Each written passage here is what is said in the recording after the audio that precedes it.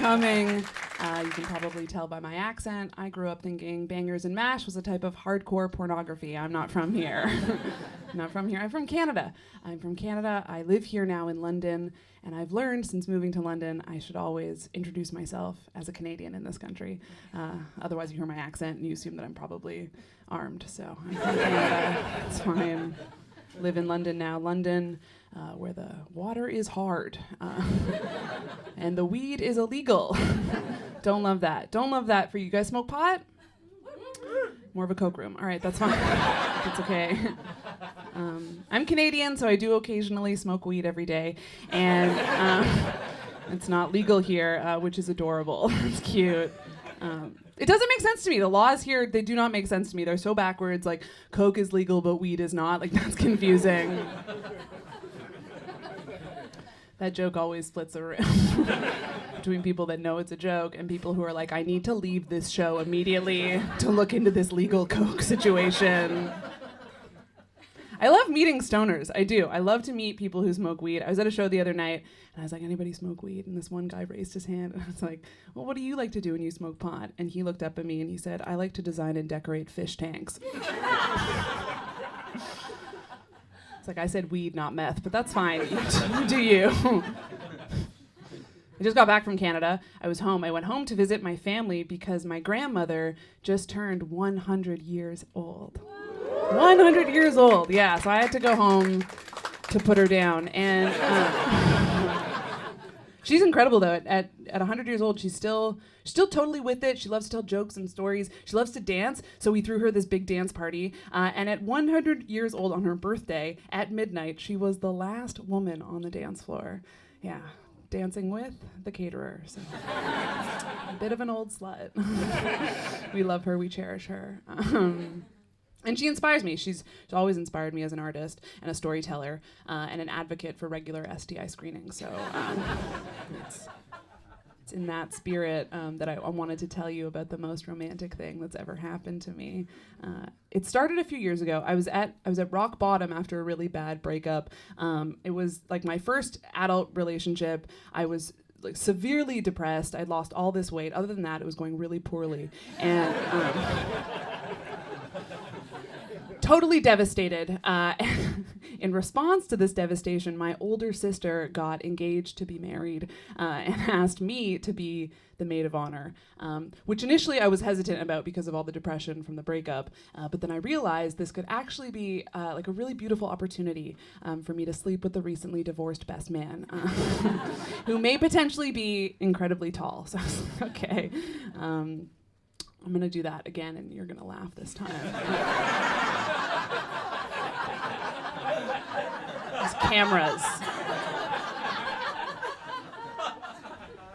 I was really sad. Maybe incredibly tall.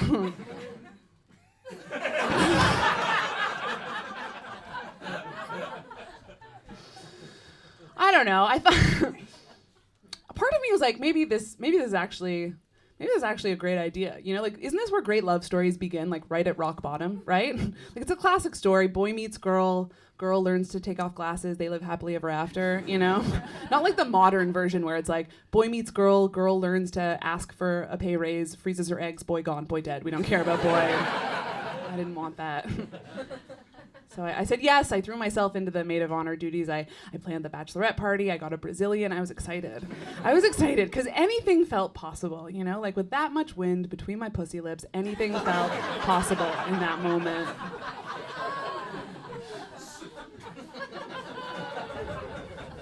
So the day of the wedding finally arrived. It was going to be in Amsterdam because my sister was marrying a Dutch man, and they all live there in one giant windmill. And so all the family had to fly over from Canada to be there. And it was beautiful. This wedding was spectacular. Like the venue, the weather was great. Every person at this wedding was beautiful looking. Like the whole thing looked like a tampon ad. Like, but like one of those tampon ads where you don't know it's a tampon ad until like the last 3 seconds. Then you're like, wait, what? This entire time? That's why they're wearing white, because they're all bleeding? What are you talking about? That's what the wedding looked like. And I looked incredible, truly. I wore this incredible dress. I had my hair and makeup done, and I was still so incredibly thin. You would not believe it. I looked unwell.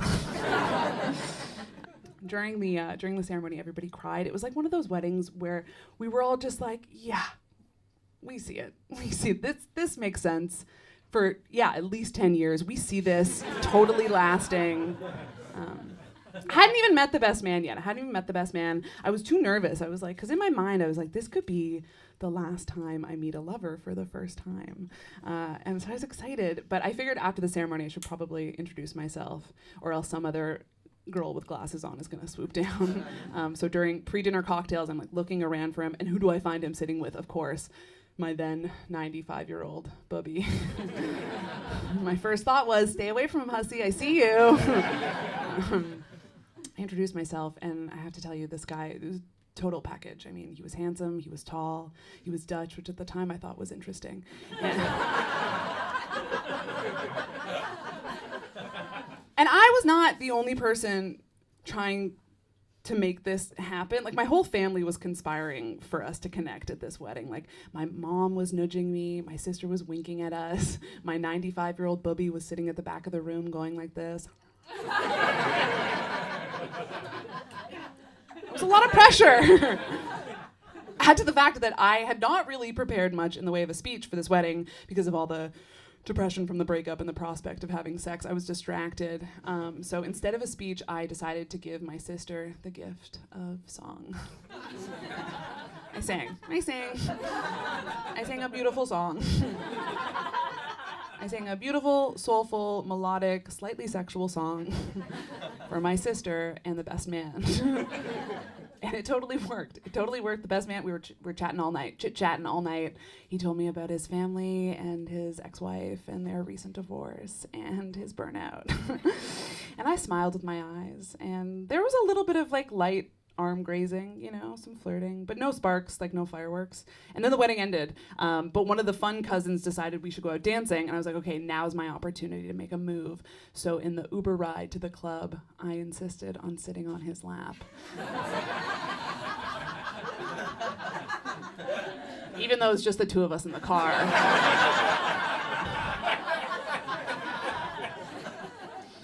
So we get to the club and we're dancing and we're drinking and I'm looking at him and he's looking at me and nothing is happening. And now I'm starting to panic because it's almost midnight and I'm about to turn back into a pumpkin. When all of a sudden, what should happen? The music changed. And who should come over the loudspeaker? None other than Canadian Prime Minister Celine Dion.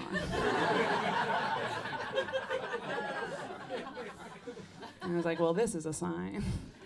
So I looked up into his big, beautiful blue eyes, and we had a very small kiss. It was just small. It was very small. He had just gotten divorced like two weeks earlier.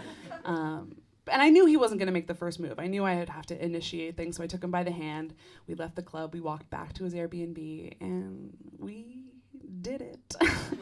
We did it. We did it one time only. We did it one time. Was it great? No. Was it romantic? Yes. Did my entire family notice that we were the only two people missing from brunch the next morning? Absolutely. I mean, that was the thrill of the wedding for me. I got to upstage the bride. Do you know how important that is to a theater school graduate? That's huge. This was the dream scenario. This was like the ultimate win. I got to have my own little meet cute at my sister's wedding, okay? Do we know what a meet cute is? Meet cute happens in like act 1 of a romantic comedy when the lovers meet, and it's cute. I love that shit. I love it. My parents had a meet cute. My parents had like a real life meet cute in real life.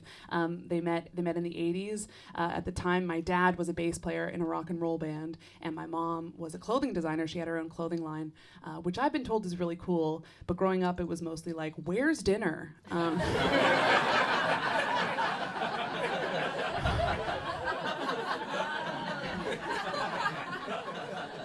So they met in the 80s. Classic meet cute. They were both invited to the same birthday party. They didn't know each other. And all night they were kind of like checking each other out, but they were too shy to say anything. And then towards the end of the party, they walk towards each other. They do the slow walk. They walk towards each other. And as they met in the middle, they butted heads. They literally butted heads with each other as they both went to rail the same line of cocaine. So pretty freaking cute, actually. So the best man and I had just woken up after doing it the one time only, and we couldn't get excited, right? This was just a bit of fun. We both had to get back to our real lives. And after the wedding ended, I left Amsterdam. I took myself to Italy just to like have some alone time, eat some pizza, maybe some gelato, maybe uncover the mystery of just exactly how in Italian do you say, does this pharmacy carry the morning after pill?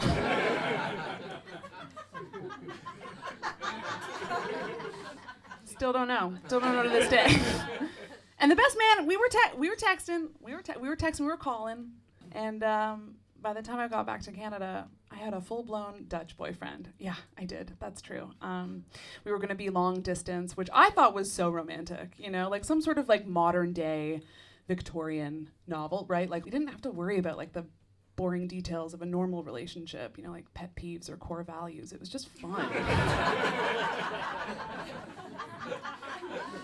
And I got to tell everybody in Toronto about this amazing fairy tale that had come true to me, you know? And people were so supportive and not jealous at all. Hardly anybody asked questions like, where do you see this going?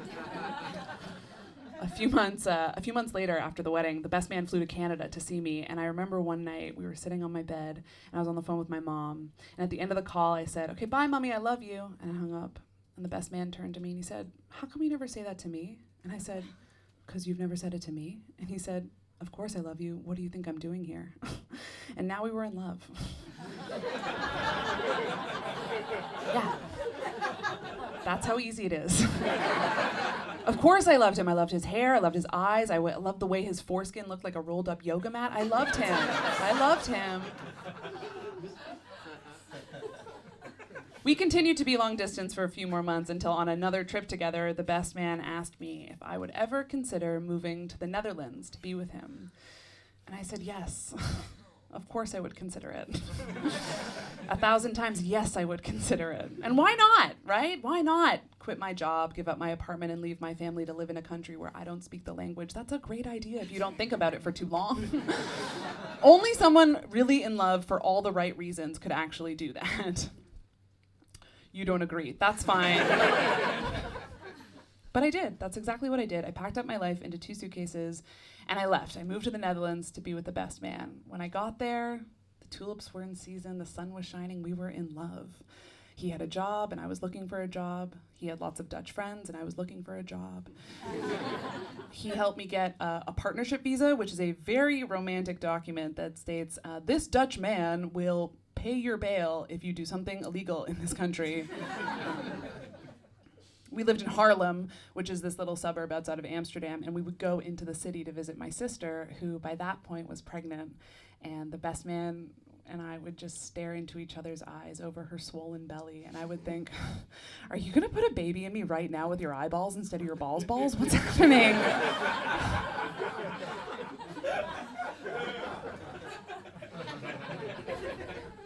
During the day, he'd go to work and I'd stay at home and partake in Dutch agricultural activities like buying and smoking weed. He'd come home, I'd cook dinner, and we'd have sex on Tuesdays. And that's how it went for 6 months. My sister had her baby. I got a job in a bagel shop, which is the only place they allow Jews to work in the Netherlands. I was even performing stand-up comedy from time to time, and it was wonderful. The best man, he was there in this house with me, all 6.5 feet of him. I decorated his home with photos of us. I learned to cook more intricate meals. I found new and inventive ways of smoking weed so he could never tell that I was high. This was falling in love. This was building a life with someone. And my family missed me, but they were very happy for me. My dad came to visit. My brother and his wife came to visit. My booby came to visit. She was not invited to stay the night. They all got to see this life that I was building, you know, this fairy tale that had come true, and it was happening to me. It wasn't all perfect, of course not. Sometime around New Year's, I became really sick, and I didn't know what was wrong, but a few days into the new year, I had to come home early from work, and I remember I walked through the back door into our living room, and the best man was sitting on the couch, and he looked up at me with those big, beautiful eyes, and he said, "I can't do this anymore, we should break up." Break up? With me? Now, in hindsight, I think that is actually a fair question I could have asked in that moment. But when I opened my mouth to speak, all that came out was vomit. So much vomit. Because I would find out the next week that I was pregnant. No, that's just what I told him.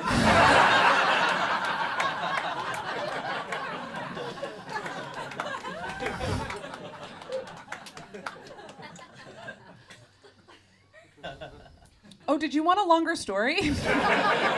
Me too. The Dutch are a very efficient people, so I was moved out of his house and into my sister's in Amsterdam the next morning, and that was week 1 of 2020, the year when nothing went wrong. The next time we spoke was 2 months later. I just wanted to see how his pandemic was going, so I called him up. He said hi, I said hi. He said, I'm glad you called. I said, you are? He said, yes. I've been meaning to reach out to you. I've had to contact the immigration offices and report our breakup. They'll be revoking your partnership visa in the next 20 days. Yeah, I know.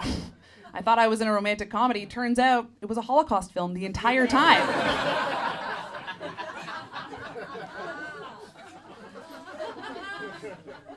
I would end up lasting another 2 years in the Netherlands, writing in my diary, hiding out in attics. When I did eventually get deported from the Kingdom of Holland, not because I'm Jewish, it was because I wasn't paying my taxes. Because I'm Jewish, so.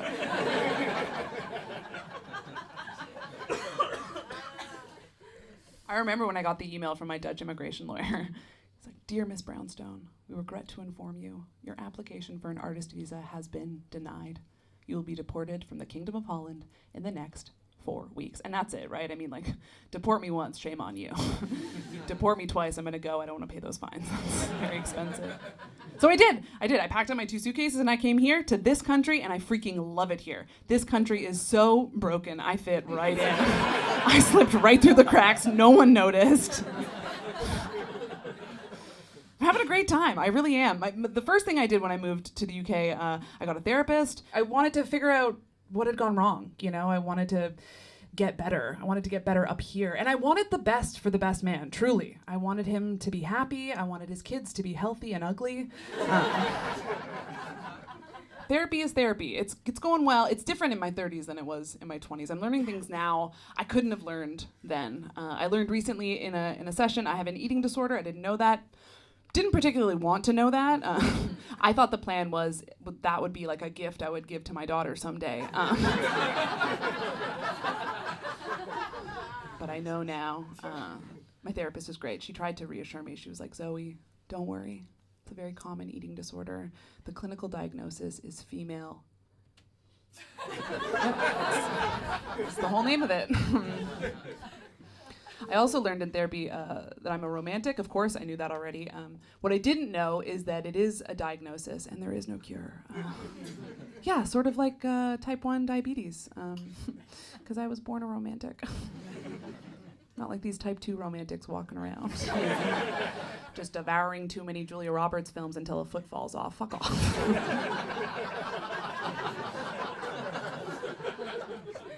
I see romance everywhere. That's my problem. I see the opportunity for romance everywhere. I see romance in a sunset. I see romance in a thunderstorm. I see romance simply like holding someone's gaze, you know, as they're giving me a smear test. Romance everywhere. What? Pocket? The whole time? It's okay? Now it's fixed? Yeah. Feminism.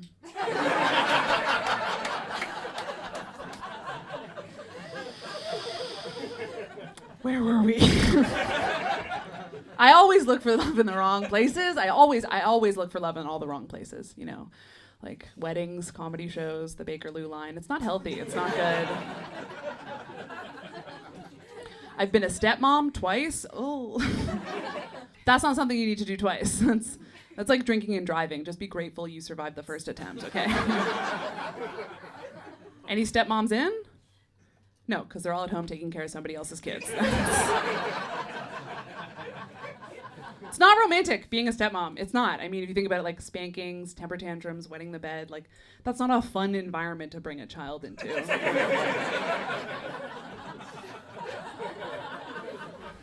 Nobody likes a stepmom. There's no smilf. Which is ironic considering we are killing it in porn these days. Stepmoms are like the frontline workers of porn. Bangers and Mash, volume 1 and 2. first time I was a stepmom. It was my first real relationship as an adult. I was seeing this guy really casually, but I wanted him to be like my real boyfriend. There was something very mature about him. He seemed like a fully formed adult. He had this nice job, this apartment, 2 sets of bed sheets. It was nice, a good package. By contrast, at the time, I was living at home with my mom, selling weed. Happily, but I could see that there was room to grow. My own weed, and you need an apartment for that. So we were hanging out very casually, and one night he got so serious, and he was like, I have to tell you something. And he got really upset, and when he told me that he had had a baby on a one-night stand a year earlier, my initial reaction was like, is this a test? Is this like a girlfriend loyalty test? Because I'm ready. If you need me to fight this woman, I will find her and I will destroy her. No, he just wanted to clear it with me, see if that was okay. And of course it was okay. Baby's fine. Baby's romantic. We stayed together. We fell in love. We moved in together. And it was beautiful for a time. Ultimately, it didn't work out. I was becoming more and more obsessed with stand-up comedy, and he was becoming more and more obsessed with cheating on me. So that didn't quite fit. Weirdest thing about that relationship was that he didn't like to have period sex, which is crazy. Like, you had a baby on a one-night stand. You should only have period sex. That's just science. The second time I was a stepmom was this whole other ordeal. I went to this wedding in the Netherlands, and yes, he had a kid the entire time. Yes, you think you feel tricked? Imagine how I felt showing up to his house with 2 suitcases, and a 4-year-old answers the door calling me mommy. Which, by the way, in Dutch is pronounced old whore. So...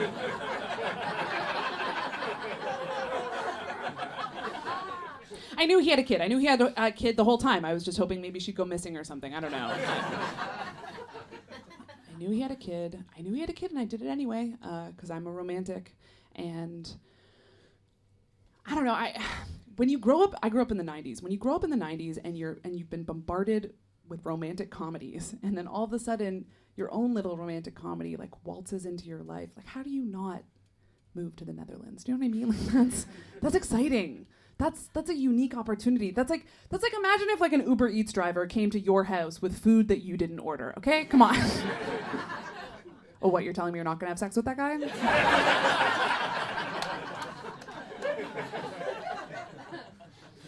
I think Jewish people are romantic. I do. I think we're romantic people. I think sometimes we're a little bit too romantic. Jewish men in Hollywood, I'm talking to you, right? Epstein, Weinstein, Woody Allenstein. Stop it. Stop that right now. I identify as Jewish. My pronouns are oi, they. I'm a Jew. I'm a Jew. I like being Jewish, despite the PR crisis we've been having the last 5,000 years. I like it. I do like it. It is a PR. That's part of the issue is publicity, right? And I think part of that is like, I think there's a lot of mystery around Judaism, around being Jewish, and I think that's how phobias can develop, right? Like if you think about it, like I think that's why people are like afraid of spiders, because they're all Jewish.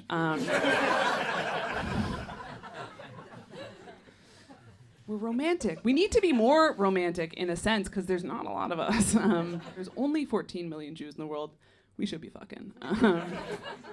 And I think, there's a couple reasons why there's not a lot of Jews in the world. Thank you, not a punchline. I think one of the interesting reasons to me is because we don't recruit, right? Like, we're not taking applications at this time. We don't do missions, right? Like, Christian missions. We don't. Jewish people don't do that. Love missionary. Great work on that one. Holy hell. Talk about a publicity miracle. Who's not thinking about Jesus when they're in the missionary position? I know I am. Can I get a second coming? Come on. And I think that like we could get some good vibes going for the Jews if maybe we had our own like fun, like sexy stuff, Like, I don't know, like what about maybe we had our own sex positions? What? Jewish sex positions? Tell us what they are. You want to know what they are? You freaks. All right, there's 5. Okay, there's 5 Jewish sex positions. First Jewish sex position, the reverse exile. Classic. That's when a man comes inside of you. All right, number 2. Second Jewish sex position, the parting of the Red Sea.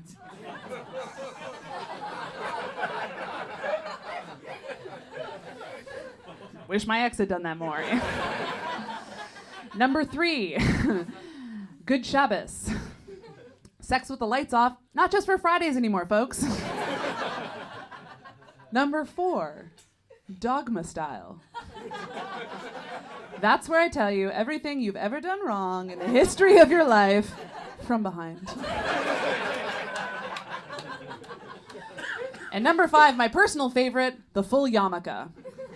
That's when a man ejaculates a perfect circle on the back of your head. Thank you, there will be merch. I was raised by romantic Jews, my parents, and when you grow up in a Jewish household and you turn a certain age, your parents get divorced. That's a part of our culture. I remember when my parents told us they were breaking up. I was 7, we were having dinner as a family, and we were really excited because the next day we were going on our annual family vacation somewhere hot. We're going to stay in a hotel with a pool and a jacuzzi, and I had just learned about the wellness benefits of a perfectly placed jacuzzi jet. So we were excited for that. It is the vagina. And then at some point during dinner, my dad turns to us and he's like, "Hey kids, how would you feel about having 2 birthdays?" And my brother started crying and my sister started crying, and I was like, "I'm not with them. I would love to hear more about this exciting opportunity." And then when I realized, of course, he meant that they were breaking up, I also started crying because no one had yet asked the question, "Cool, but are we still going on vacation tomorrow? Is that still in the cards?" And we did. We went on vacation the next day as a family because Jews are romantic, and those tickets were non-refundable. So twists and turns. Yeah, that was not a good idea. That was not a fun vacation. My parents slept in separate beds, and I gave myself a UTI, so not great all around. Not a winner. Twists and turns. I think that's what's missing from a lot of great love stories. You know, good plot twist, right? Like, no offense, Mr. Shakespeare, but come on, Romeo and Juliet, really? I don't get it. Why can't they be together? Seriously, why can't they be at the end of that film? Why can they not be together? Oh, what? Because he's a Montague and she's 13? Grow up, get over it, move on. I'm a huge rom-com fan. I think the best movies are romantic comedies and Holocaust films, for sure. Those are your blockbusters, those are your Oscar winners, okay? Plus, if you combine those 2 genres, you get the 3rd best genre, Star Wars. I feel simultaneously overprepared and underprepared to be in a serious relationship. Like, I don't know how sex works. Why do men have nipples but no empathy? Why is it called dry humping when it makes my jeans so wet?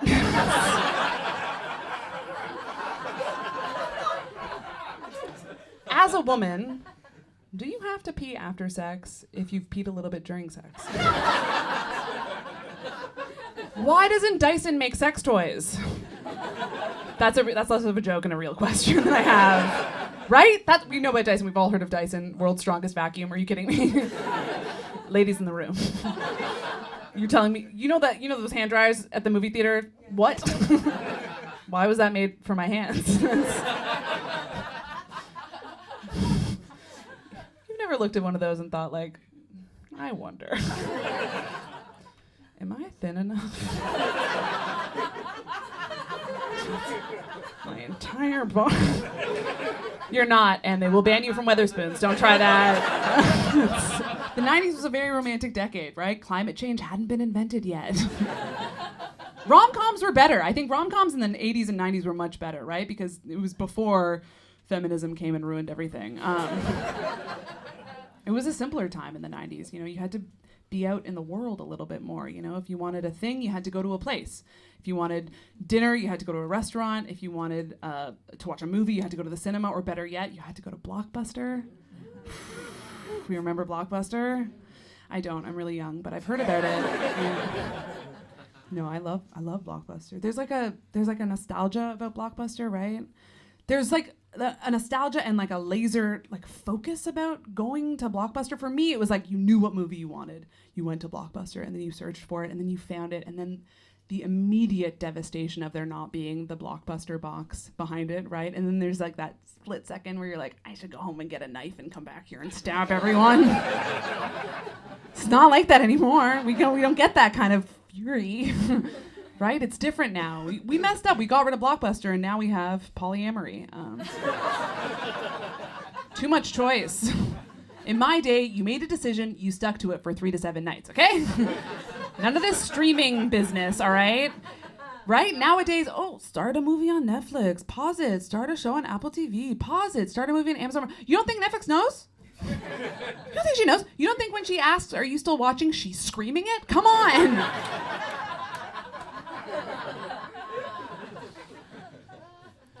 I live in Hackney now. I live in Hackney with 3 men in their 30s. Don't worry, they're all rescues. I rescued them. I found them outside of a rave in Dalston by the blinking light of their empty vape. I rescued them. I said, you come home with me. I love you.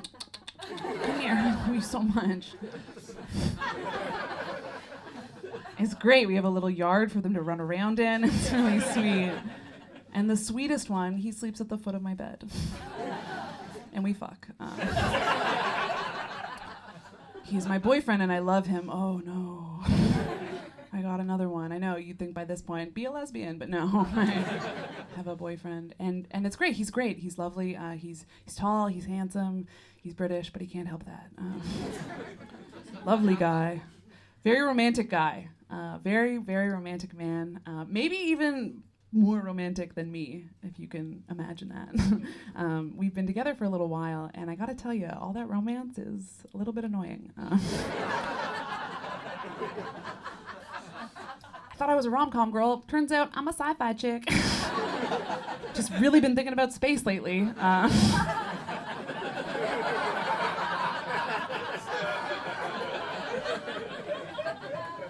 No, I love him. We're in love. I love him a lot. He's great. And it feels different. It feels different this time, you know? I've lived with men before, but it feels really different this time because I'll tell you, there's one huge difference with this guy. He sleeps naked. I didn't know. I mean, yes, I have an amazing relationship with him, but I've also developed this other amazing relationship with his penis and balls. We're pals. We're friends and we're pals. And I didn't know about the myriad personalities of the penis and balls. I never know what I'm gonna wake up to. Some mornings I wake up and it's like,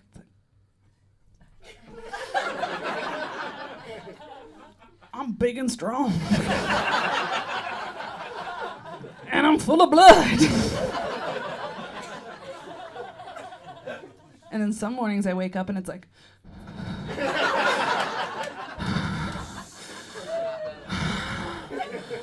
I'm so cold. You left the window open. I thought I had a borderline personality disorder. Have you ever seen a dick in water?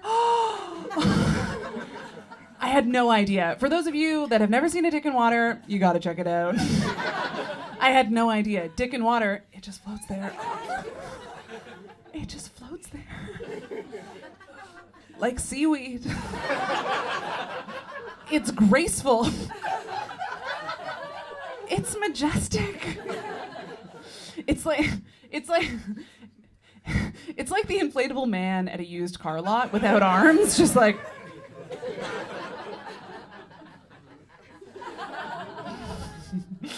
Wish my tits did that.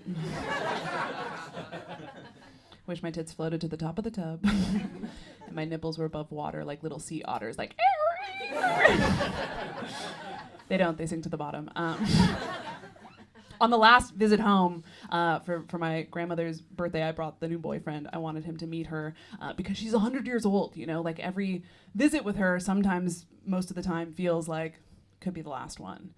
So I thought it was very important that they meet. And I also was inspired when I was with her to, I don't know, capture the moment a little bit. I took some videos of her, and it's coming together really nicely. I've made this little sort of documentary about her, and I'm gonna put it online soon. So please do check it out. Thank you so much for coming to this taping. I really do appreciate it, and definitely watch out for this little documentary I made. I'm really excited for it.